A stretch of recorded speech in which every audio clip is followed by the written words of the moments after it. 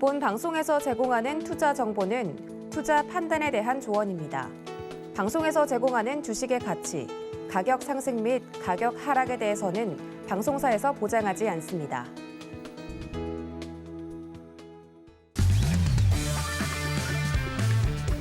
안녕하세요. 해외선물 신세계 리턴즈의 손자입니다. 간밤새 뉴욕 증시는 내리막길을 계속해서 걸어갔습니다. 상대 지수 모두 하락 마감한 가운데 다우 지수와 S&P 500 지수가 1%가량 빠졌고 나스닥 지수가 1% 넘게 밀리면서 가장 큰 낙폭을 보였는데요. 이에 테슬라는 3%, 애플은 2% 넘게 하락하는 등 빅테크 기업들의 약세가 두드러졌습니다. 반면 호실적을 내놓은 은행주들은 강세를 보였는데요. 2년 들어 최고치로 치솟은 미 10년물 국채금리는 한때 1.9%를 돌파했지만 이내 1.85%로 반락했습니다. 오늘 아시아 시장에서도 하락세를 지속했는데요. 달러 인덱스는 약세를 보이면서 95선에서 소폭 레벨을 낮추며 거래가 됐습니다. 골드는 그간의 약세 흐름을 깨고 1.7% 오르면서 1,843달러 선 위에서 마감했고 또 실버도 3% 넘게 급등했습니다. 유가는 지정학적 리스크에 이어서 터키의 송유관 폭발 사고까지 겹치면서 전일의 최고치를 경신하며 고점을 높여갔는데요. WTI가 1.8% 가까이 오른 배럴당 87달러 부근에서 거래를 마쳤습니다. 올해 들어서만 16%가량의 상승률을 기록하고 있는데요. 지정학적 리스크가 불거지면서 곡물 가격 역시 급등했습니다. 유럽 주요국 증시는 일제히 상승 마감했고 오늘 아시아 주요국 증시 역시 대부분 상승세 보였는데요. 중국 인민은행이 사실상 기준금리 역할을 하는 대출 우대 금리를 2020년 4월 이후 처음으로 3.8%에서 3.7%로 인하하겠다라는 소식이 전해지면서 항생지수가 2% 이상의 상승을 보였습니다. 그리고 또 매주 발표되는 신규 실업 수당 청구 건수는 예측치를 상회한 28만 6천으로 나왔습니다. 그리고 또 주말 무료 특강이 준비되어 있습니다. 월요일과 화요일 함께하는 선견 선생 마스터님께서는 일요일 밤 9시 30분에 일봉 매매법에 대해서 알려주실 예정이고요. 또 금요일에 나오시는 골드도치 마스터님께서는 일요일 낮 1시에 눌림목 추격 매수 공략 기법에 대해서 다뤄주실 예정입니다. 기술적 분석에 대해서 더 자세하게 알고 싶다 하시는 분들은 샵 0082번으로 문자 보내주시면 되고요. 또 이 밖에 해외 선물과 관련해서 궁금한 사항 있으시면 노란톡 통해서 문의 보내주시면 되겠습니다. 노란톡 오픈 채팅방에 신세계라고 검색하시거나 QR코드 스캔하시면 입장하실 수 있는데요. 보내주신 질문 내용들은 방송 중에 실시간으로 내용 흐름에 맞춰 질문 다뤄드릴 예정이니까요. 1시간 동안 끝까지 함께 하시면서 궁금한 사항들 노란톡에 편하게 질문 남겨주시면 마스터님과 속 시원하게 해결해 드리겠습니다.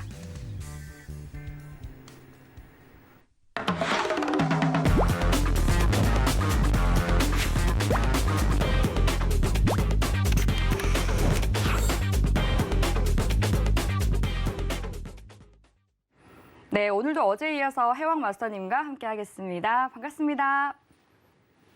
네, 인사 한 말씀 해주시죠. 네, 안녕하세요. 해왕입니다. 네, 오늘 6거래일 만에 상승 전환을 했는데 사실 안정적인 상승 흐름은 아니었습니다. 네, 우리 국내 증시 말씀하시는 네, 거죠? 국내 증시, 네. 코스피 이야기합니다. 안정적인 상승 흐름은 아니었습니다. 아직까지. 요새 다수 언론에서 시장에 대한 예상, 2600선까지 예상하는 흐름이 굉장히 많이 나오는데 사실 유동성에 대한 긴축 시기가 도래한 만큼 시장이 어떤 조정이 드러나는 거라고 생각하시면 됩니다. 그리고 오늘 추가적인 자료를 좀 준비를 했습니다. 네, 일단은 이제 신용증거금 하락에 대한 전환 의미와 그리고 다음 주 제일 중요한 패드웨이가 있죠. 이번 패드웨이에서 사실 좀 또 새로운 내용이 나왔어요. 어떤 가능성에 대해서. 그걸 한번 볼 수 있는 시간을 가져보도록 하겠습니다. 1시간 동안 잘 부탁드리겠습니다. 네, 나스닥이 고점 대비 또 10% 넘게 하락하면서 시장에 좀 긴장감이 번진 모습이 연출되고 있는데요. 오늘도 1시간 동안 신세계 리턴즈와 함께 하시면서 시장을 보는 정확한 눈 키워가시기 바라겠습니다. 지금 현재 시각 오후 10시 54분 지나가고 있는데요. 먼저 오늘의 이슈부터 체크해 보시죠. 나스닥은 금리 인상 경계감에 2020년 4월 이후 처음 200일선을 이탈했습니다. 골드는 러시아와 우크라이나 긴장 강화와 고인플레이션 우려에 해지 수요가 높아지고 있습니다. 오일은 지정 확정 리스크와 수요 증가 전망에 7년여 만에 최고치까지 상승하고 있습니다. 유로 FX는 영란은행의 금리 인상 기대에 파운드화가 강세 보이며 달러 인덱스가 하락하고 있습니다.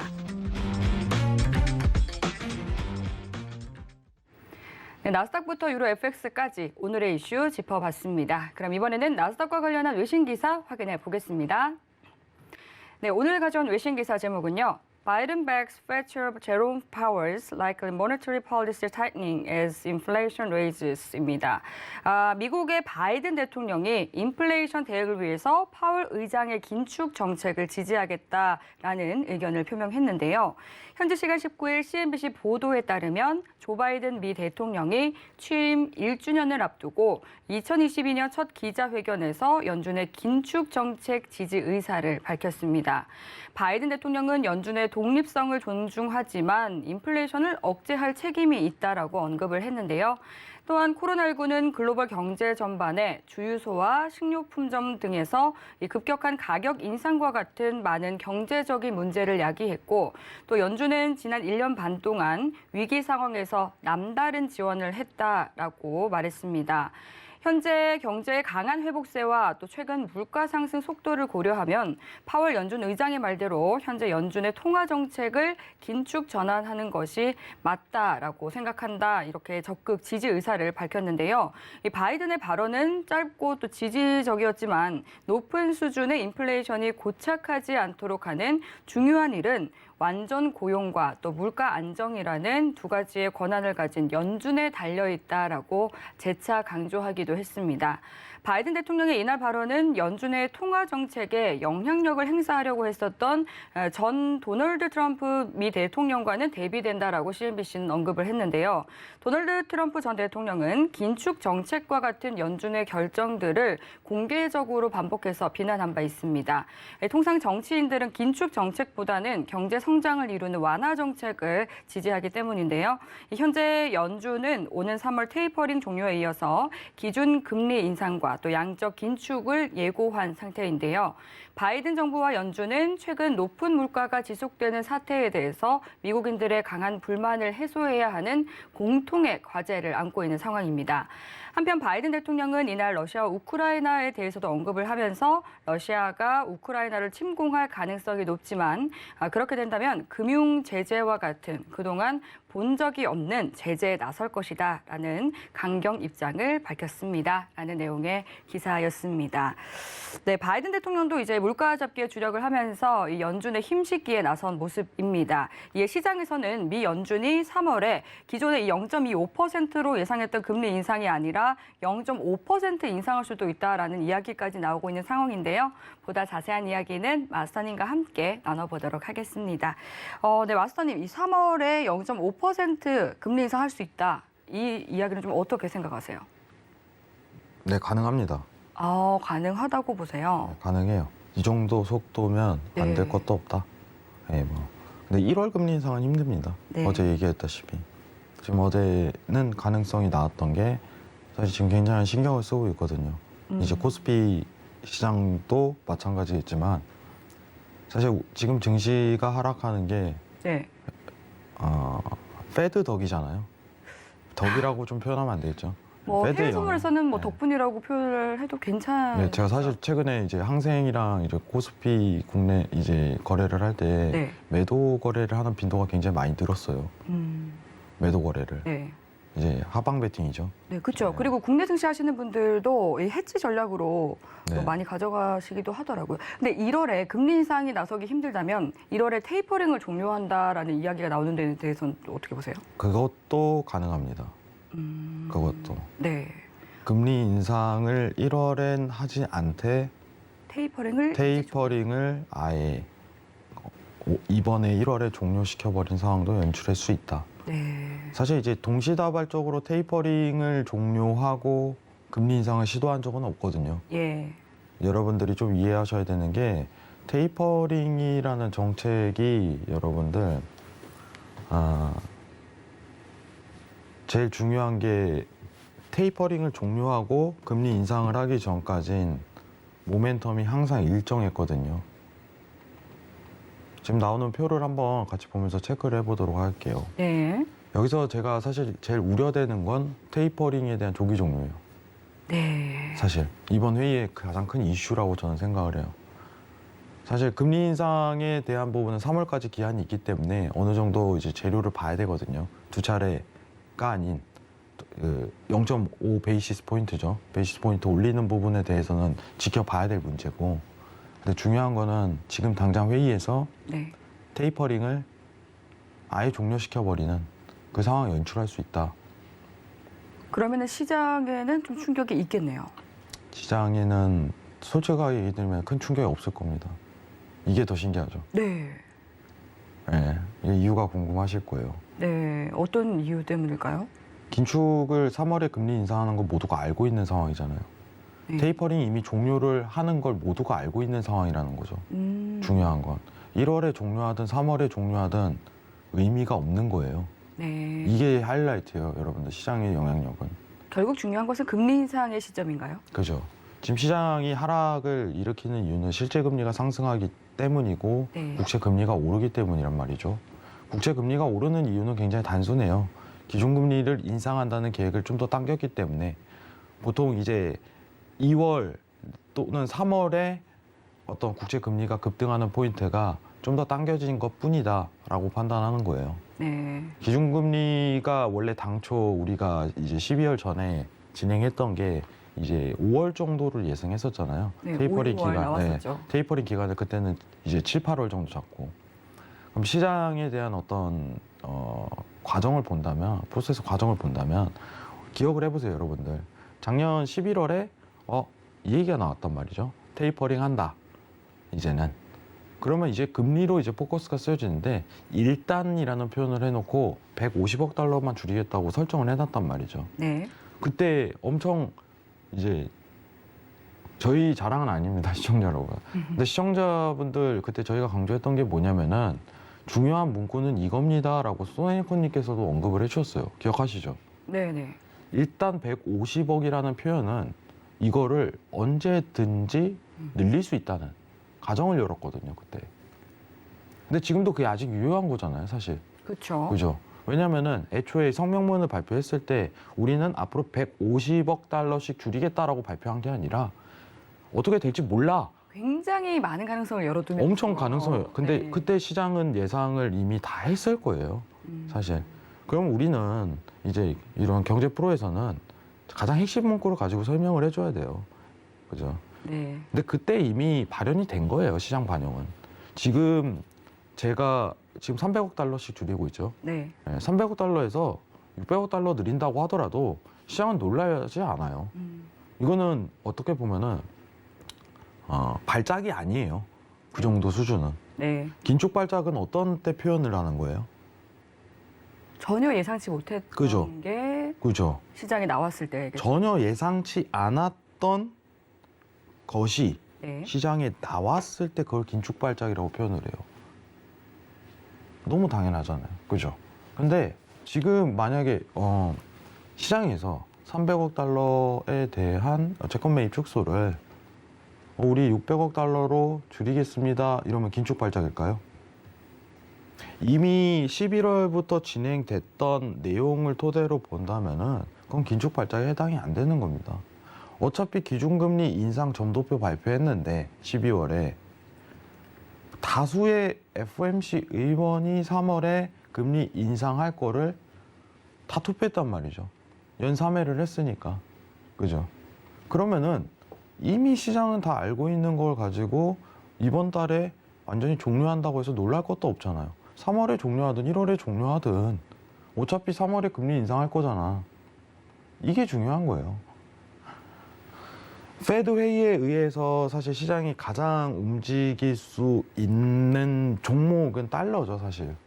달러죠. 원래는 나스닥이 아니에요, 원래는. 근데 지금이 굉장히 특이한 시장이라고 제가 항상 표현을 합니다.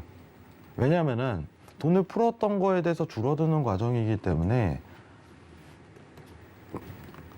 중요한 게 여기로 오는 거잖아요. 증시에 돈이 빠져나오는 과정이잖아요. 이게 여러분들 평상시 일어날 행동이 아니에요. 팬데믹이라는 기간 동안 돈을 이제 달러를 찍어내면서 증시에 흘렀던 금액을 다시 가져오는 현상이 10년, 20년에 한 번 있을까 말까거든요.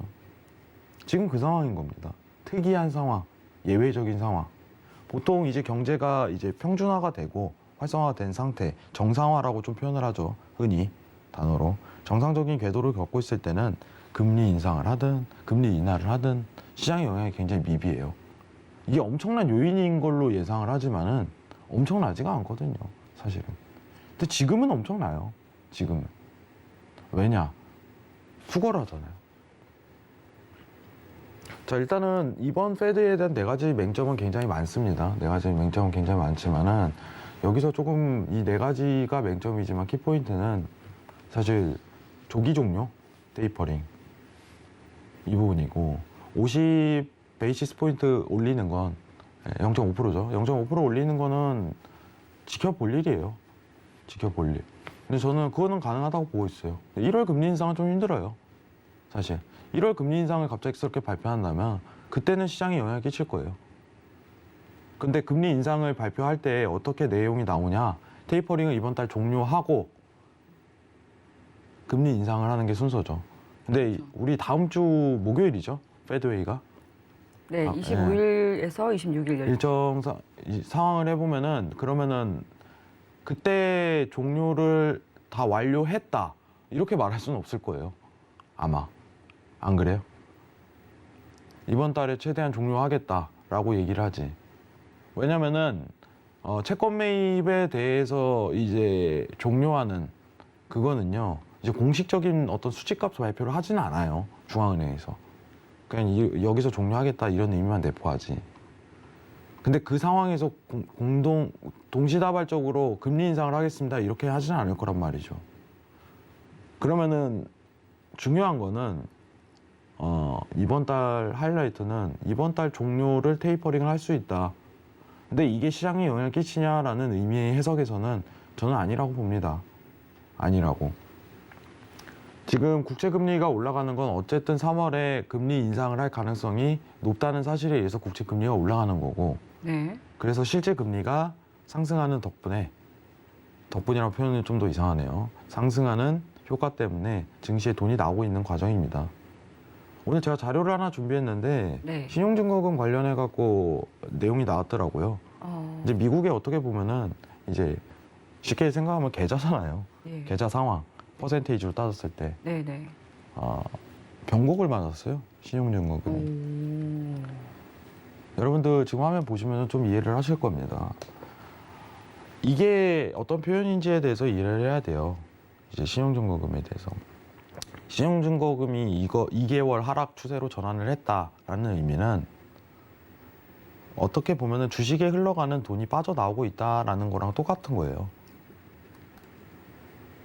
증시가 활성화되기 위해서는 주식시장에 돈이 많이 투입이 돼야 되잖아요. 그렇죠. 그렇죠. 근데 지금은 위험 자산을 굳이 투자할 필요성이 적어지거든요. 왜냐? 금리가 이제 기준금리가 올라가는 시대가 도래한 거니까. 그러니까 실제 금리가 상승이 올라가는 국채 금리가 올라가면서 자연스럽게 위험 자산에서 돈이 빠져나오게 되는 거고. 그게 빠져나온다면은 여러분들 당연스럽게 증시는 하락세로 들어가는 거죠. 네. 근데 이 하락세가 어떻게 보면은 계속적으로 드러나는 상황입니까? 라는 질문에서는 그건 또 아니라는 표현을 하고 싶어요, 저는. 여러분들. 그게 또 아니다. 일단 코스피는 단가성으로 제가 봤을 때는 2600선까지는 어제 얘기 드렸었고 미증시가 일단 단일적으로 14500까지는 하락 추세를 이어갈 걸로 보이고 있어요. 그게 간단한 것 같아요, 여러분들. 근데 어떻게 보면은 이게 지금 우리가 지금 옆에 보시는 이 표가 실제 금리가 상승하기 때문에 드러나는 효과라고 저는 봅니다. 여러분들. 자, 화면 좀 같이 보면서 얘기 좀 드리도록 하겠습니다. 네. 지금 국채 금리가 오르니까 오늘도 실제 금리가 상승으로 또 전환이 됐어요. 우리가 지금 굉장히 이게 팬데믹 이후에 표지만은 집중해야 될 키포인트는 사실 이게 올라가고 있는 방향성이잖아요. 그죠? 좀 작아서 안 보이실 수도 있겠네요. 예. 근데 지금 이 추세가 중요한 거예요. 추세가. 올라가고 있다는 추세가. 이게 하이라이트입니다. 여러분들. 이게 하이라이트예요. 이게. 이 추세가 올라가고 있다. 이게 증시가 빠져나오는 현상이거든요. 그죠? 흔히 우리가 이거를 그래서 얘기를 드리는 게 그 보통 이제 미국에 대한 금리는 기준금리로 좀 표현하죠. 기준금리로 흔히. 네. 근데 그게 이제 통상적으로 이제 기초적으로 은행에서 기준금리를 발현하면은 이제 시중은행이 중앙은행에 돈을 빌리러 가잖아요. 그 이자를 내고 기준금리대로 거기에 이제 플러스 알파를 해갖고 이제 대출 금리가 정해지는 거겠죠. 그죠? 가상금리로. 너무 기본적인 용어인데, 근데 경제학적으로는 사실 기준금리는 그렇게 중요한 표현이 아니에요. 이런 거시적인 어떤 상품이라든가 상황을 봤을 때. 그럼 회장님 뭐가 중요한가요? 라고 했을 때 명목금리가 중요해요. 명목금리. 명목금리는 뭐예요? 그 국채금리 얘기하는 겁니다. 국채금리. 똑같은 발언을 과거에도 했었지만은 국채금리라는 거는 굉장히 중요합니다. 우리가 근데 왜 국채금리에 관심이 없을까요? 직접적인 투자 형태를 국채를 하지 않기 때문입니다. 우리가 사실 이제 기준금리 이러면은 우리가 바로 와닿거든요. 제가 부동산 샀을 때 이제 대출이라든가 이런 걸 받았을 때는 그 기준금리 금리 하에 내 대출에 대한 금리가 변동성 금리냐 고정금리냐로 영향을 받잖아요. 피부에 와닿잖아요. 근데 국채 금리가 오른다고 해갖고 와닿을 케이스가 거의 없어요. 투자 대비해갖고는. 근데 시장에 대한 경제적인 금리를 표현할 때는 대부분 명목금리로 표현을 해요. 그게 10년물 국채금리예요. 여러분들. 이게 하이라이트예요. 기준금리가 아니라. 사실 대부분 어떻게 보면 여러분 이제 언론사라든가 막 이제 외신 다 포함해서 이제 페드 얘기를 많이 다루다 보니까 기준금리를 엄청 이슈적으로 다뤄요. 왜냐? 피부에 와닿으니까. 자극적이잖아요. 아, 이제 내가 대출을 받았는데 영혼을 끌어들여서 대출을 받았는데 이자 부담이 세지겠구나. 와닿잖아요. 그죠? 아, 내가 한 달에 내는 이자가 30만 원이 더 들어가겠구나. 와닿잖아요. 근데 국채금리 오른다고 해갖고 아, 미국이 국채금리를 올리니까 뭐가 변화가 있을까? 이런 생각은 안 하잖아요. 변화가 없네. 근데 우리가 여러분들 코스피랑 거시적인 환경에서는 이 명목금리, 국채금리가 생명이잖아요. 사실. 네. 제가 굉장히 강조를 많이 하는 거예요. 그래서 시장이 훨씬 예민하게 반응하더라고요. 엄청 예민하죠. 왜냐하면 주식시장보다 자금이 크니까 예. 어마어마해요. 이제 여러분들한테 일전에 이제 국채금리에 대한 걸로 또 신세계에서 1시간 동안 다룬 적도 있었어요. 네. 예. 그 굉장히 중요하게 다뤘어요. 저는 왜 국채금리가 중요한지. 나라 대 나라에 대한 거래가 굉장히 활발하고 그게 대외 경제고 미국의 또 10년물 국채 금리는 세계 국채에 대한 기준이 되거든요. 금리에. 네. 그게 이제 경제에 대한 기준표를 써요. 그래서 경제학을 다루시는 분들은 기준 금리를 이제 그 나라에 대한 어떤 근거로 삼지를 않아요, 많이. 이 국채 금리를 가지고 이제 수식을 결정을 한단 말이죠. 그래서 여러분들이 아셔야 되는 게 일단은 정리를 하도록 하겠습니다. 오늘 내용에 대해서. 제가 사실 어제 질문도 많이 못 받아갖고 네. 질문에 대한 얘기를 많이 하고 싶은데 어제 일단은 패드 관련해갖고 1월에 주요 맹점은 이번 달 테이퍼링을 일찍 종료할 수 있다. 이건 충분히 가능성이 있어요. 오. 네, 가능성이 있습니다. 예. 왜냐면 워낙 이제 급하니까 지금 상황이. 근데 지금 미국에서 나오는 얘기가 가불론박이 있어요. 물가 때문에 그러는 게 아니다. 고용 때문에 그러는 거다. 근데 이건 하나의 가설인 거고 중요한 내용은 아닙니다. 근데 두 번째는 뭐냐면은 3월에 0.5%죠. 0.5%에 대한 증가 가능성이 있냐. 네. 예. 그거는 이제 지켜볼 문제다. 근데 그거는 좀 파급력이 그때 가면 클 것 같아요. 저는 개인적으로. 네. 원래 기본적으로 올리는 게 0.25%잖아요. 네. 근데 이번 회의에서 어떤 근거가 나올 거예요. 이게 가능성이 있는지 없는지. 이번 회의를 통해서. 예. 그러니까 중요한 것은 이제 테이퍼링 종료가 1월 달에 이루어지느냐, 2월 달이냐, 그 빨라지는 시기는 중요하지 않지만 금리 인상이 시기가 조정이 된다든지 아니면 금리를 더 빠르게 0.5%를 한 번에 올리게 된다라면 시장에는 영향이 있을 수 있다. 그죠. 보는 것이죠. 과거에 제가 데이터를 오늘 찾아보는데 파월이 실수를 많이 했어요. 사실. 예를 들면요. 이제 쓸데없는 통화 정책을 많이 꺼낸 적이 있어요. 상황에 걸맞지 않은. 코로나19 팬데믹 이전에요. 예. 이전에. 굳이 금리를 올리지 않아야 되는 상황에서도 네. 금리 인상을 시도한 적도 있었고. 그래서 그때 제가 오늘 다룬 그 외신 기사에서 보면 네. 그 트럼프 전 대통령과는 좀 서로 비난을 많이 했다고 하긴 하더라고요. 과거에 근데 트럼프 정권 때는요. 네. 긴축을 굉장히 용인을 하질 않았다고 네. 되어 있더라고요. 근데 그때는 할 수가 없는 수준이었는데 트럼프가 너무 강인하게 용인을 했고 그리고 팬데믹 이후에 발생 당시에는 이제 트럼프 정권이었잖아요. 네. 근데 트럼프가 하는 소리는 정말 말이 안 됐어요. 제가 봐도. 네. 너무 너무 좀 경제를 살리기 위한 그거는 제가 쪽이다 보니까. 너무 극단적이에요. 예. 예, 이제 어떤 사업에 대한 마이너라든가 그리고 정치도 마찬가지더라고요. 왜냐면 마이너스 금리를 해야 된다고 뭐 이런 얘기도 하고 너무 극단적으로 달리는 주의라 제가 봐도 안 되는 정도였는데 네. 근데 잘못된 이제 정책에 대한 방향성을 이끈 과거의 경험도 있어요. 파월이. 그렇군요. 예. 근데 페드라는 집단은 어쨌든 간에 지금 상황에서는 네. 동일해요. 그냥 매파적인 요소가 굉장히 강하기 때문에 네. 그 의미만 해석을 하시고 이번 달 1월에 테이퍼링을 종료한다고 하더라도 네. 시장의 영향은 굉장히 적다. 왜냐하면은 어차피 3월에 종료할 거니까 예. 이게 하이라이트예요. 어차피 3월에 종료할 거잖아요. 3월에서 1월 종료하고 3월에 기준금리 인상하는 거에 대해서 알고 있던 사실. 다 알고 있던 사실이기 때문에 시장에 큰 변동성을 일으킬 만한 요인은 아니라는 거죠. 네. 긴축이라는 거는 아까 앵커님이 얘기했다시피 갑작스러운 거잖아요. 네. 네, 그게 하이라이트입니다, 여러분들. 시장이 추가적인 조정은 지금 충분히 드러날 수 있는 장입니다. 왜냐하면 증시에 돈이 빠져나오고 있는 게 아까 신용증권 관련해서도 효과를 보고 있잖아요. 그렇죠? 변곡을 맞이했다는 거죠. 돈이 빠져나오는 추이가. 네. 되게 재미지 않나요? 여러분도 이런 거 보면. 돈을 찍어냈는데 갈 데가 없으니까 그쪽을 막 쏠리다가 네. 이제는 이제 걷어들이니까 이제 돈이 빠져나오는 거죠. 예. 너무 당연한 이제 경제에 대한 어떤 그거라고 보고 있어요. 예. 그리고 오늘 질문을 하나 받은 게 있었는데 제가 개인적으로 네. 노란 톡방에서 예.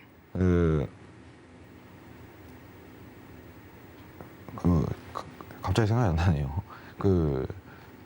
시장에 대한 어떤 상승 추이가 지금 정확하게 얘기하면은 여러분들이 지금 코스피라든가 미증시, 거시적인 어떤 상품군을 볼 때는요. 실적을 보면 안 됩니다. 이거 정말 명심해야 돼요. 실적에 대한 어닝 시즌이 돌입하면 실적으로 도배를 할 거예요. 그죠? 할 수밖에 없죠. 그죠? 근데 실적에 대한 이제 나스닥에 대한 거시적인 상품을 분석할 때는 실적을 볼 필요는 없어요. 왜 그럴까요? 지금은 유동성 시장이거든요, 아직까지. 테이퍼링이 종료되지 않았기 때문이죠. 그죠. 종료되지 않고 기준금리 인상도 안 됐기 때문에 네. 저는 아직도 이걸 유동성 시장이라고 표현을 하는 거예요. 그럼 언제부터 실적을 좀 유념해서 보면 좋을까요? 정상화 들어가는 적정 금리 수준에 도래했을 때. 그러면 1.25% 이상 정도가 되면은 실적을 보면 좋을까요? 그죠. 그러니까 적정 금리로 따졌을 때 미국 입장에서 보게 된다면은 네. 이제 우리나라 입장에서 보면 지금 우리나라는 적정 금리인가요? 라고 표현했을 때 적정 금리 궤도에 올라왔습니다. 이렇게 표현할 수 있어요. 그렇죠. 코로나19 그렇죠. 팬데믹 이전 수준까지 올라왔으니까요. 근데 아이러니한 게 뭐냐면은 코스피 시장이 미증시에 영향을 너무 많이 받으니까 네. 한국은행은 적정 금리 궤도에 올라왔음에도 불구하고 예. 미증시가 떨어지면 어쩔 수 없이 떨어질 수밖에 없거든요. 오늘 코스피가 상승 반등이 들어간 건 정확하게 뭐 때문이에요? 어떤 표현을 할 수 있을까요? 미증시가요, 코스피 개장 딱 하는데 네. 어제 하락분에 대해서 반등 조정이 들어가고 있는 구간대였단 말이에요. 예. 그러면 코스피는요, 버텨요. 그날 당일은. 그러니까 미증시 선물 시장의 흐름을 딱 보고 그죠. 반영이 된 거네요. 차트를 한번 보면서 좀 설명을 드리도록 하겠습니다. 좀 확대해서 얘기를 할게요. 제가 오늘 딱 차트를 보는데 오늘 항생도 그래서 제가 트레이딩을 안 했어요. 아예. 아, 사실 거기에 대해서 좀 해석은 분분했거든요. 네. 그 LG 에너지솔루션 오늘 청약 마감일이기 때문에 뭐 거기에 대한 기대감이라든지 아니면 네. 또 뭐 중국 인민은행에서 금리를 인하했기 때문에 항생 지수가 상승해서 뭐 장중 영향을 받았다라든지 뭐 여러 의견이 있는데 그보다는 이제 마스터님께서는 이 미 선물 시장의 영향이 크다고 보시는 거죠. 그죠. 전일 차트를 좀 확대해 갖고 보면은 네. 이 시간대로 좀 짧게 끊어서 얘기를 할게요. 여러분들. 자, 보시면은 자, 오늘 차트 미증시 흐름이거든요. 여러분들 코스피 볼 때요. 딱 어떻게 보시냐면은 네. 자, 여기가 하이라이트잖아요. 우리 개장 몇 시예요? 9시 하잖아요. 예. 그죠? 9시에 딱 개장을 하는데 여기 흐름이 어때요? 상승세 바로 그리고 있네요. 그럼 코스피가 버텨요. 이때. 예. 근데 이때도 이 추세를 타갖고 꺾여서 계속적인 하락 흐름으로 유지를 해버리잖아요. 그러면 코스피가 장중에 죽어버립니다. 이거 어쩔 수 없거든요. 수급이 10시, 11시에 이제 나오는 거예요. 오늘 버틸지 안 버틸지. 맞죠? 여기서 나와버리는 거예요, 수급이. 오늘 아침입니다, 아침. 여러분들. 아침이에요. 여기서 버티잖아요. 개장과 동시에 이제 개장 전 8시 타이밍에 이 항생에 대한 전일 하락분이죠. 하락분. 이 하락분에 대한 부분이 어떻게 발현이 됐는데 오늘 오전 장에 개장을 할 때 이 조정 탄력을 받으니까 개장하고 코스피가 버티는 장중으로 가버리는 거예요. 만약에 여러분들 그러면 얘로 한번 반대로 한번 얘기를 해봅시다. 만약에 장중에 미국 선물 증시가 갑작스럽게 잘 가다가 하락으로 전환을 해봐요. 9시에.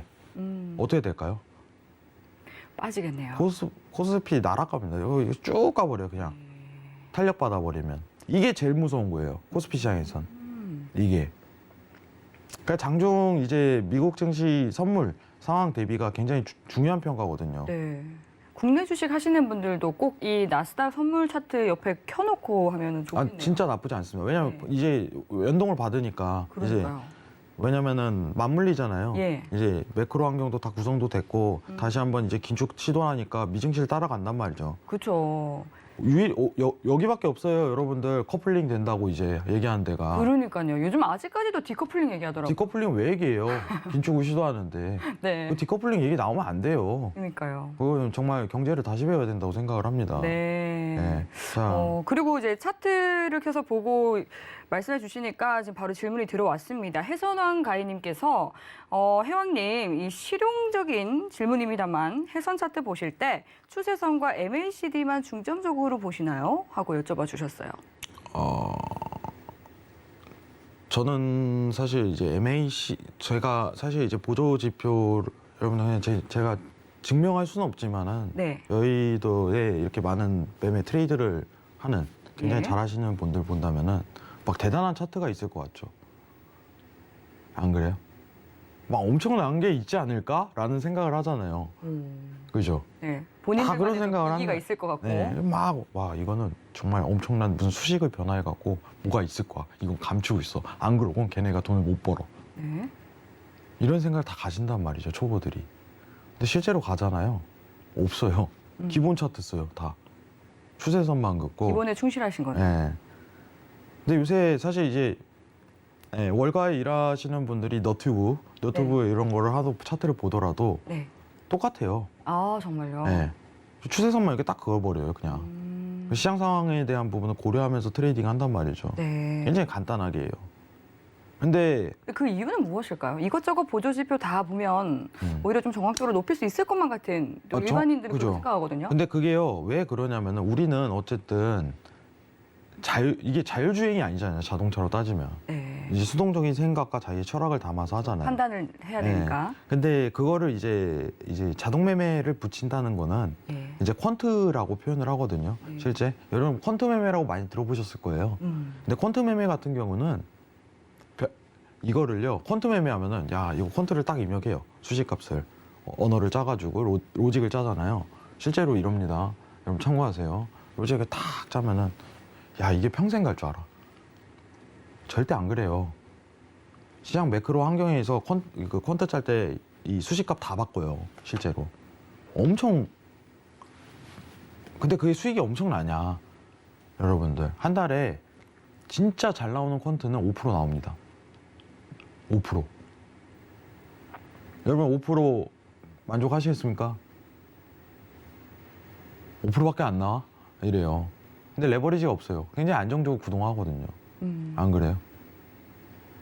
5% 자동인데 5%야? 하면 실망 많이 하실 거예요. 그죠?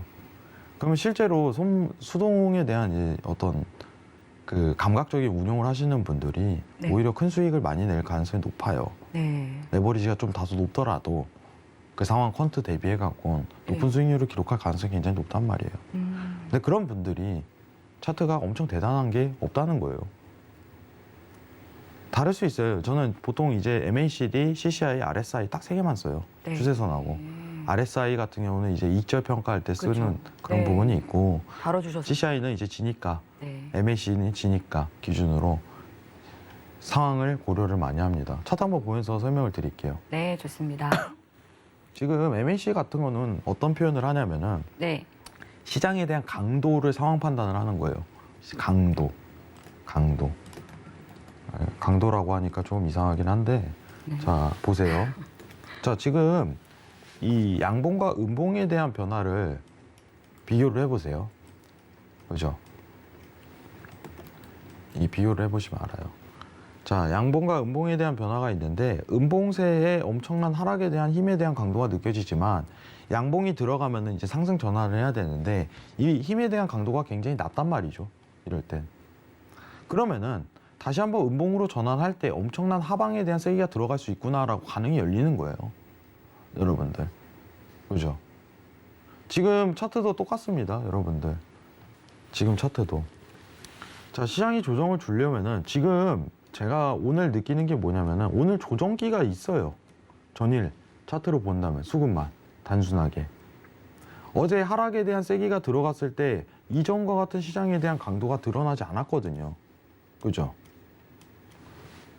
굉장히 약하죠. 전일 제가 이제 매도 부분을 MACD 나올 때 보라고 했는데 생각보다 굉장히 약했단 말이죠. 그럼 지금 이 강도가 의미하는 거는 오늘 잘하면은 추가 조정이 좀 더 드러날 수 있겠구나라고서 가능성이 열리는 거예요. 그죠? 14,500까지는 아직 하락이 열리지만은 이 상승 뒤 다시 하락으로 들어갈 가능성이 매우 높아지는구나. 라고서 이 강도 파악을 하는 거예요. 눈대중으로 이렇게 파악하는 겁니다. 지금 하락 전환이 들어갔을 때 이게 하락으로 이전과 같은 추세는 지금 당장 나오지 않을 가능성이 높겠구나. 추측이잖아요. 그죠? 가능성 열고. 이걸 가설매매라고 하죠. 가제를 열어놓고 진행하는. 이런 의미에서 굉장히 좋은 지표예요. 근데 이걸 어떻게 활용하냐가 굉장히 중요한 거죠. 어떤 분들은 이런 얘기만 해요. MACD 오실레이터가 양봉을 들어가면 매수를 들어가고 음봉을 들어가면 매도를 들어가면 됩니다. 네. 당연히 매매 망하죠. 이러면 돈을 벌 수가 없어요. 그렇게 따지면. 이게 어떤 의미를 내포하고 있는지 MACD에 대한 이해라 그거에 대한 활용법이 굉장히 중요한 거잖아요. 이런 의미로 쓰는 거예요. 제가 한번 시간 내서 나중에 이런 부분은 말씀드리도록 하겠습니다. 이상입니다. 네, 또 해선원 가희님께 답변 드렸습니다. RSI, 그리고 CCI, MACD, 그리고 추세선 이렇게 보신다고 말씀을 드렸고요. 이어서 또 한 가지 질문이 들어왔는데 짧게 만나보도록 하겠습니다. 네, 개정까지 시간이 얼마 남지 않았기 때문에 짧게 답변 주시면 좋을 것 같습니다. 가자님께서 보내주셨고요. 오늘 바이든 한마디에 러시아에서 반발하면서 긴장감이 고조되고 있다 기사를 봤는데 유가 어떻게 된다고 전망하세요? 사실 이거를 조금 제가 사실 유가에 대해서 오늘 좀 얘기를 하려고 했는데 네. 유가가 지금 $100 간다고 지금 막 이제 난리 났잖아요. 그죠. 이야기들 좀 쏟아져 나오고 있죠. 제가 사실 여기서 지금 좀 집중을 해야 되는 게 유가가 저는 개인적으로 이거 지켜봐야 된다고 보고 있거든요. 지켜봐야 된다. 어떤 의미일까요? 지금 여기 이제 사실 몇 년 만에 최고치예요. 지금 7년 만에 최고치. 그죠. 7년 만에 최고치죠. 예. 여기서 꺾일 수가 있어요. 저는 진짜 차트 분석으로 순수하게 나온 거예요, 사실. 네. 이거는. 이게 시황이 아니라 시황은 사실 매수가 맞아요. 지금 이 차트거든요, 네. 여러분들. 시황으로는 매수지만 기술적인 왜 그러냐? 부분에서는 네, 왜 그러냐? 네. 미장 보고 설명드리겠습니다. 아, 좋습니다. 뭐 저는 결승전 앞에 끝낸 그런 느낌이 들었는데, 네, 지금 뉴욕 증시가 개장을 했습니다. 먼저 개장 상황 살펴보고 오겠습니다.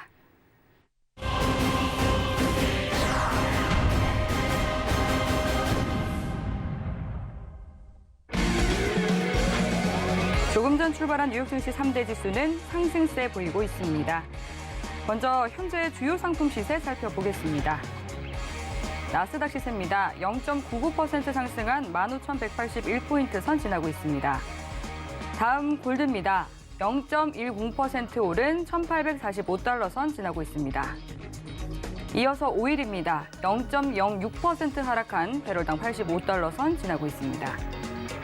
마지막으로 유로입니다. 0.06% 내린 1.135달러 선 지나고 있습니다.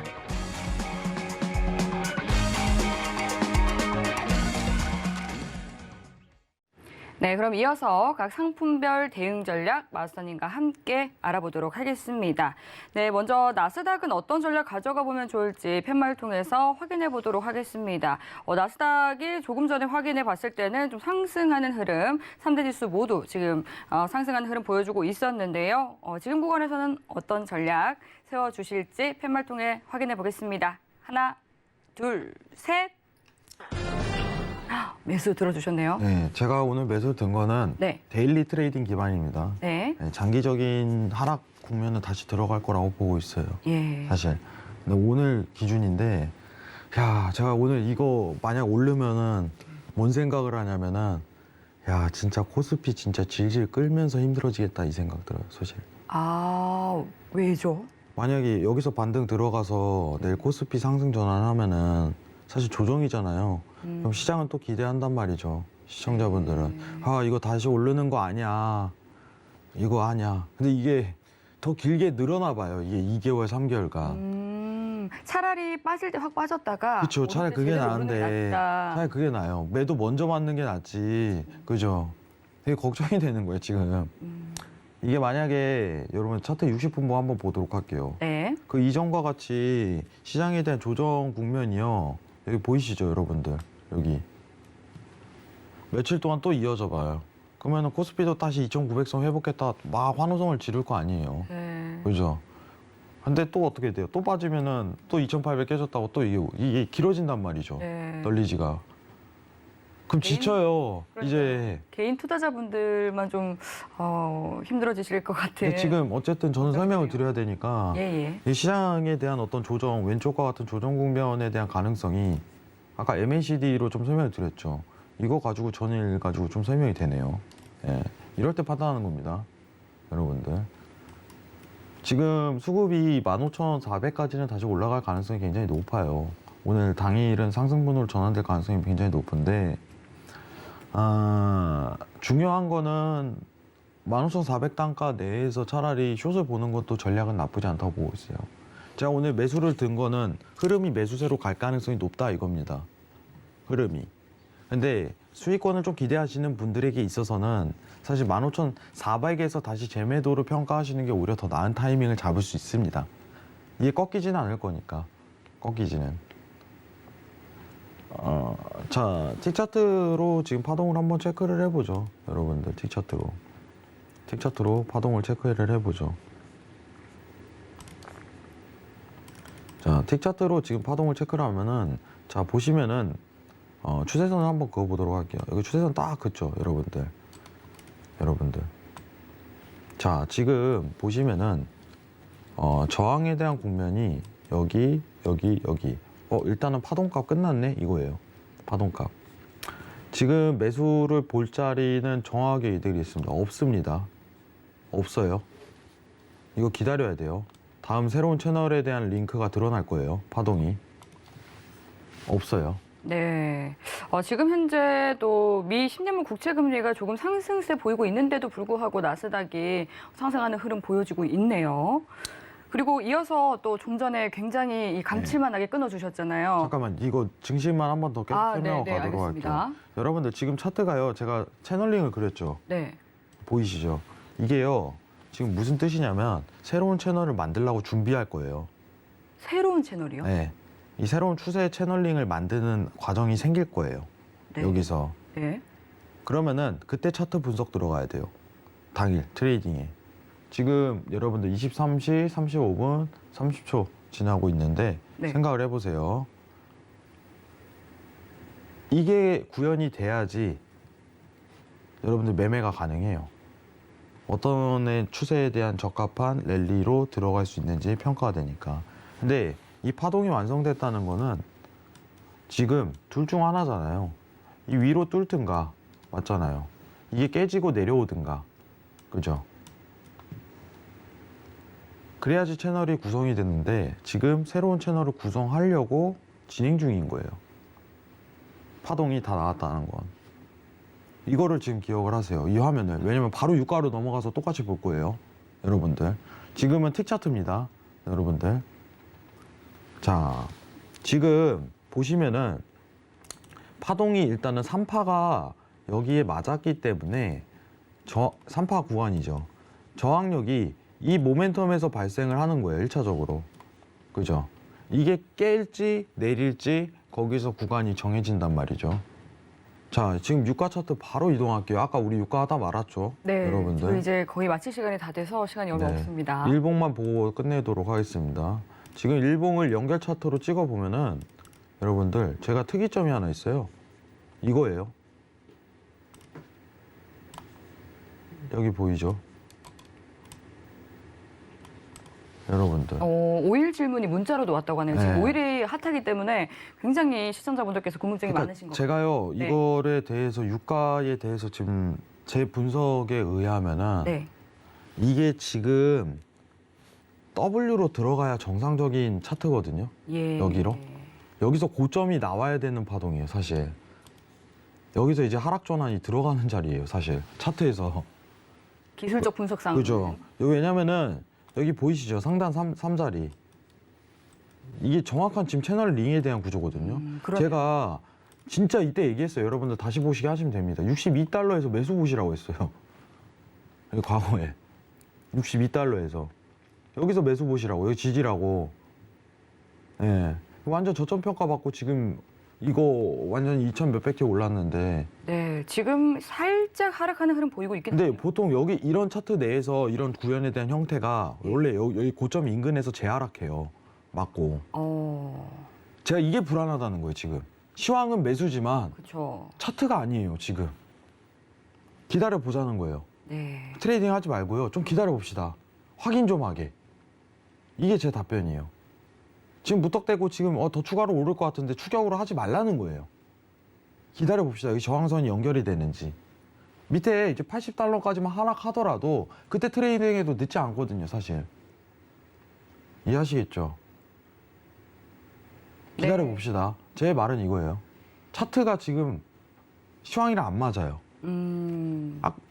네, 지금 시청자분들이 괜히 엄청 신경 쓰는 게 모든 외신에서는 100달러 간다, 100달러 간다 막 이러고 있거든요. 네. 근데 예전에 골드만삭스가 100달러 간다고 할 때 30달러 갔어요. 역풍 맞아가지고. 진짜예요. 그렇죠. 2017년도에 역풍 맞았어요. 그때도 70달러 인근이었거든요. 네. 그러니까 유가에 관련해서는 이제 기술적 분석과 이 시황에 대한 분석이 좀 맞물리는, 좀 엇갈리는 그런 부분이 있기 때문에 우선적으로는 안전하게 관망하는 것이 좋겠다라고 짚어주셨습니다.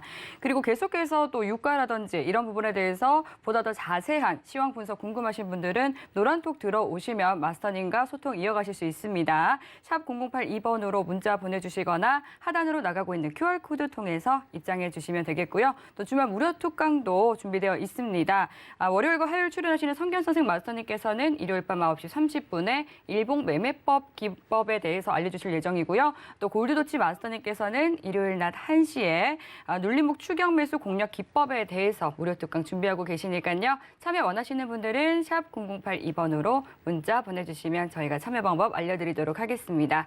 네, 참고로 본 방송에서 제공하는 정보는 투자 판단에 대한 조언일 뿐 해당 상품의 가치나 수익률을 보장하지 않습니다. 네, 오늘 저희가 준비한 내용은 여기까지입니다. 시청해주신 여러분 고맙습니다.